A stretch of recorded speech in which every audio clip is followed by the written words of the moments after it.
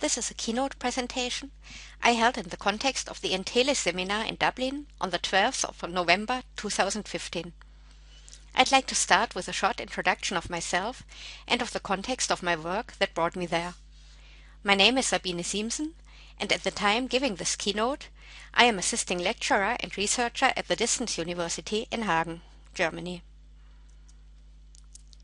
Framing my work at the university, I maintain two weblog communities. The first of them, Siemsen Selbstlerner Community, has been a starter project of my own studies and is dealing with the situation of students that do not have a traditional way to university, meaning university following school, but who start their academic life at a later time in their biography, after and beside jobs and families. And the second project is a community of Research to Zero, a title that has outperformed itself meanwhile and should maybe be 3 or 4 or 5.0 meanwhile, and which is framing and reflecting my master and doctoral thesis and dealing with the impact of new, respectively better digital media on cognitive development and on learning processes. The most important part of my field of research is the question of how people can be enabled to learn, which is on the other hand the inverse of the question of how people are hindered to learn or disabled. Later I will present two projects I was, respectively I am working on in the context of these questions. So being asked to give the short keynote, choosing the title, Distance Education in the Context of Mobility, Digitalization and Technology, Potential and Barriers to Bridge the Digital Divide, was really the easiest part of the preparation. But I had a really hard time to decide on the focus of the keynote, as there are so many different and important specific areas and fields of research that would fit and deserve to be presented and critically reflected in the context of this ENTELIS seminar. So I decided to give a brief overview on some numbers of students with disabilities in Germany in general and at the Distance University in Hagen in special. Then I will give information on the very special situation the Distance University in Hagen faces in regard to the heterogeneity of their students. I will present a current approach towards this challenge, and this then will lead over to the general question and interest of research: how far changed learning processes through mobility, digitalization and technology are means to bridge digital divide, or maybe also new, respectively altered barriers for equal chances on education.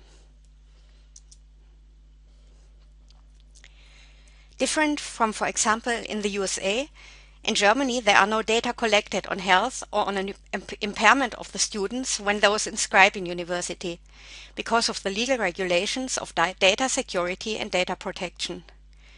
So, most socio-demographic data in Germany are collected through internal surveys at the universities. The students at the Distance University in Hagen are heterogeneous, diverse, in many more aspects than students at traditional brick-and-mortar universities. They differ regarding their age, their social background, their learning background, professional background, their roles beside their study courses, and many more aspects. At the Distance University in Hagen, such data are collected through 3 surveys, one of them in the first 2 terms of study courses, another one questioning the contentment of the students in the 4th and 5th term, and a third one addressing graduated as well as exmatriculated students. The survey's questions on disability and chronic diseases are couched in forms that allow to compare them with a survey on the situation of students with disabilities and chronic diseases in Germany from the German Student Union, which is an organization providing social and financial and cultural support services to students in Germany. So here are some numbers on the distribution of disabilities and chronic diseases of the students in Germany and at the Distance University in Hagen, where the situation is slightly different.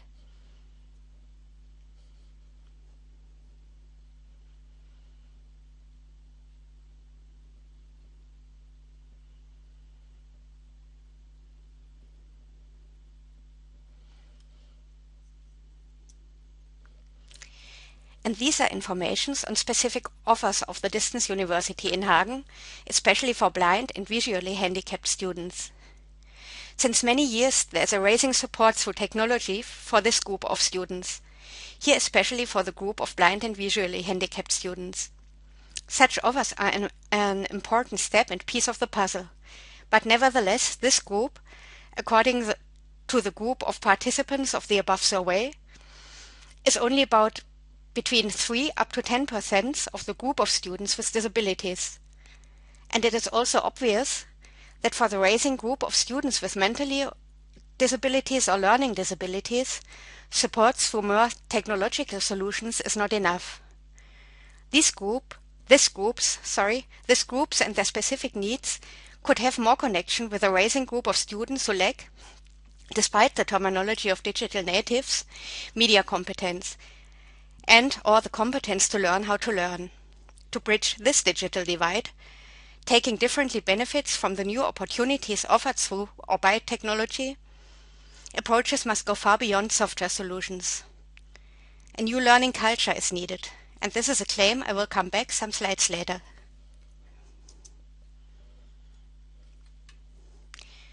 Starting in 2007, the Association for the Promotion of Science and Humanities in Germany claimed more flexibility within study courses. There was only a small amount of universities at this time and of study courses that could be studied in part-time. But soon it was worked out that to offer the possibility to study in part-time was by far not enough to meet the upcoming and growing heterogeneity of students. So in 2010, a project named Ungleich besser, meaning seeing heterogeneity as potential, started and resulted in what today is the auditing Vielfalt gestalten, translated developing diversity. Universities there shall stop regarding students as a homogeneous group, but accept and value and foster heterogeneity. But they also have to be conscious of the challenges resulting from such a changed culture of learning. This claim fits especially well to the situation of the distance university in Hagen, as the heterogeneity of our students, as said above, is even more complex and various than in traditional universities. These are some numbers that describe the complexity of the heterogeneity of the students at the distance university. More than 80% of them are students who work and have, beside the study, a job with at least 50% of full-time. Nearly 15% of them got their qualifications to study through vocational qualification, which means they have no university entrance diploma from school. But on the other hand, they studied together with other students in the same learning groups, with about 30% of students who have already successfully completed another university degree before. And as you see below, the groups of ages at the distance university in Hagen are much more heterogeneous as in normal or traditional universities as well. So since 2010, 58 universities applied to the before described auditing Developing Diversity, and since summer term 2015, the distance university in Hagen was accepted to participate and is now in the second year and is now in the 2 years process of auditing. The approach originates in organizational diversity management approaches, and it is now transferred to the special situations and context and needs of universities. The next slides will present a past and a recent project I was and I am working on. The project Social Writing at the Distance University in Hagen, and a thesis about a global online university, which is research on changed learning processes in a new learning culture.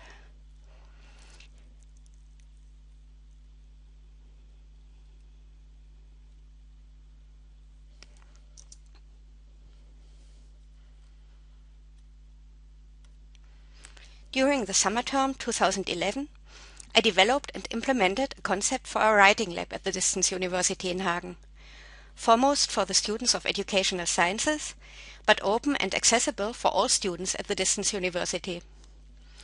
As a first step, these were tutorials on the benefit of using a tool like Citavi, which is similar to the free or open educational resource Zotero, and is a tool to collect and annotate and use different resources in the context of preparing theses and homeworks.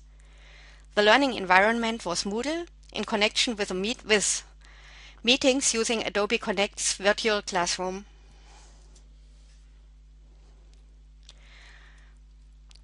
We then had some evaluations on the additional benefits through the integration of the virtual classroom in Moodle tutorials. We wanted to know which aspects of such a combination are regarded as most important additional benefits, the efficiency, the social factor, the motivation or satisfaction, for example, and which are regarded as barriers and inhibition thresholds. We estimated technology, time consume, and also the fear of embarrassing oneself by interaction synchronously and using camera and microphone. We asked 10 closed questions, offering the possibility to give additions, and 1 open question.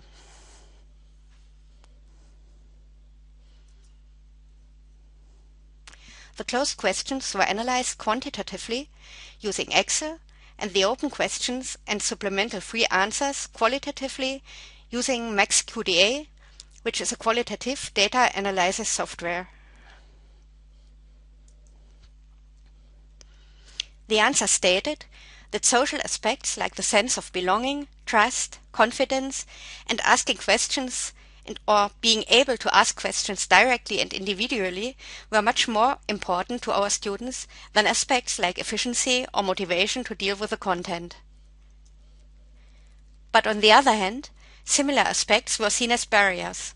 Social aspects like investing time for individual tasks, on talks, lacks of self-confidence, and first and foremost the fear to be seen and heard and possibly to blame oneself were regarded as more hindering than feeling insecure or to feel unable to deal with the necessary soft and hardware and other technological aspects. So the main conclusions and findings of the evaluation were that fostering media competence is important, but by far not sufficient to compensate a lack in social presence, that social skills that enable to cooperatively and social skills that enable to cooperative and collaborative learning to give and accept peer account are equally important. Learners have to be enabled to communicate and interact in a way that makes them become conscious of the potential, but also of using different and various tools and approaches to generate and manage learning.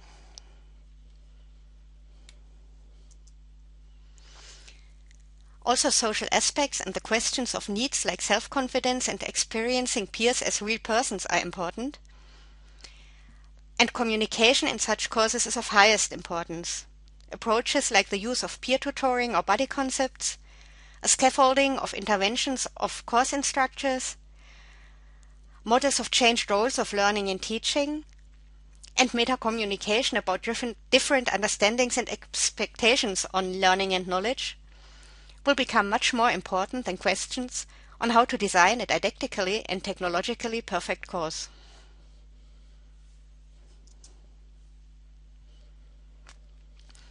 My recent project that started with my MA thesis is about how learning processes have changed in the context of academic learning in online courses.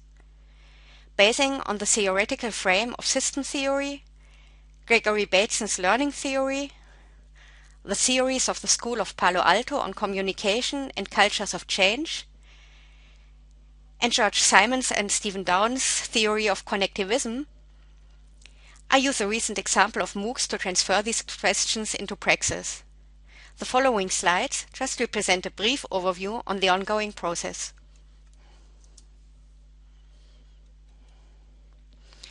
George Simons, one of the developers of connectivism, stated that there would be 4 illusions in formal education. The illusions that learning needs can be defined, that learning, respectively success, can be controlled, that learning communities or students are similar, for example regarding age, grade, knowledge base, and so on, and the illusion that learning processes are coherent and structured. And these illusions could lead to searching solutions to them in didactic settings, in the design of learning environments or platforms, and in various facilities featured through technology, social media and Web 2.0, as these seem to provide a kind of control and security against the challenge of a new learning culture.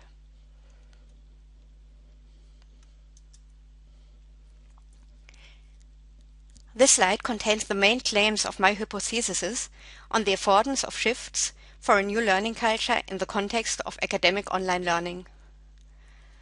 As Gregory Bateson says, all perception, all behavior, all classes of learning must be regarded as communicational in nature.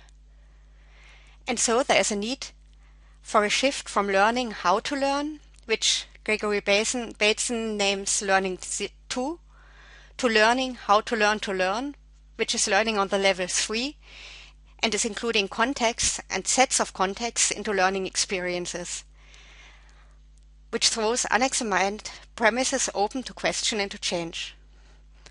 The need for a shift from communication to meta-communication, from key competences to enhancement competence, and from MOOCs as possible forerunners to GOAL, which stands for Global Online Academic Learning. And not to forget what George Simons, the founder of connectivism, says: learning is a network phenomenon enhanced by socialization, technology, diversity, strength of ties, and context of occurrence. This triangle depicts Gregory Bateson's level of learning and the interrelationship and influence of contexts, set of contexts, and context markers on these.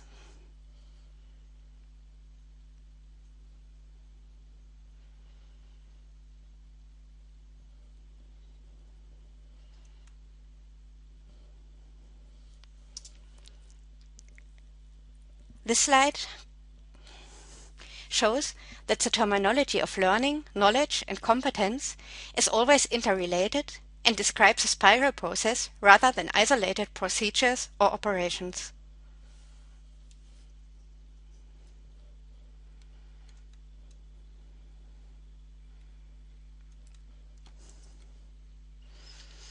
And finally, this graphic relates two terms which are core elements of my thesis: enhancement competence and meta-communication, and not only places them in the center of all sets of contexts that influence learning processes, but also wants to emphasize on the need of meta-communication as the tool to make these conscious and to enable to become competent to create commonly set new context markers through this enhancement competence.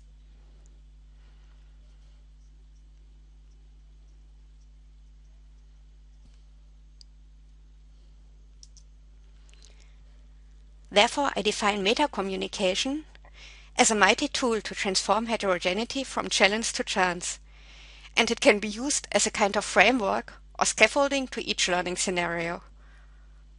Before dealing with any content, deal with premises. Before adapting knowledge, discuss different understandings. While discussing content, discuss experiences and foreknowledge. And after casting doubt on fixed knowledge, create cooperatively new knowledge.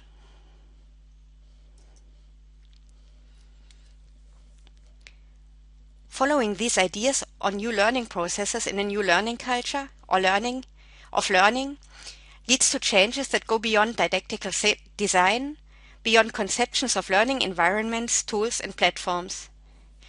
Creating his theory of connectivism, George Simons proclaimed that we cannot sustain ourselves as learning or knowing beings in the current climate with our current approaches. Networked, social as well as technological approaches scale in line with changes but require a redesign of how we teach, how we learn, and how we see learning, and how we come to learn. So looking at learning processes and knowledge requires views from different angles, needs to include contexts, individual ones as well as cultural, linguistic, or social ones. And first and foremost, there has to be an awareness of these different contexts and their influence on definitions and expectations on learning and knowledge.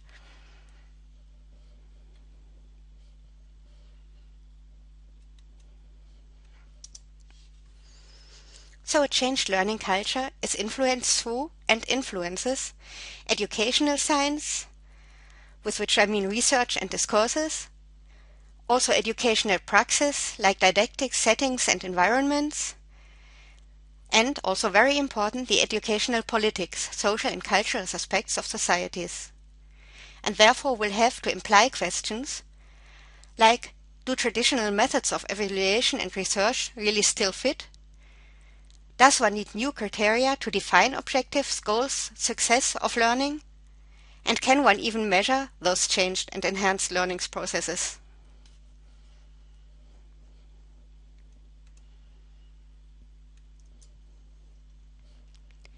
Writing my MA thesis, I used MOOCs to transfer these ideas into education praxis. I developed some initial criteria for coming up to the described new learning culture and analyzed 2 MOOCs and 2 ideas on future scenarios, respectively models for learning analytics. This keynote does not allow to go into this part of the thesis in detail, but very reduced and very briefly one could say that a MOOC can be, but not necessarily is, a place to transform learning, a place where roles merge and interaction enables new ways of thinking, a place that can take a life of its own, and a place to share ongoing thoughts and efforts related to it. Questions that would be helpful to realize such a setting could be: does the course offer and encourage communication about expectations, about the understandings of learning and knowledge before starting to deal with content? What about the syllabus of the course? Does it aim to generate new knowledge or to transfer static knowledge? What can be said about the role allocations within the course? Does the course offer the possibility to communicate with lecturers? Do lecturers engage in the forum discussions? What happens with the interaction and the content after the end of the course? Is it sustainable?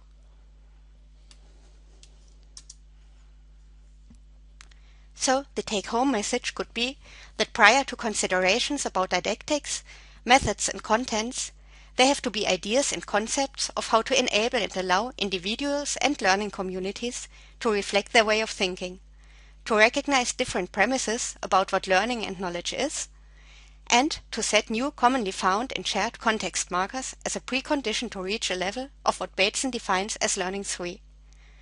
Such new context markers could become passable bridges over not only the digital divide between heterogeneous learners.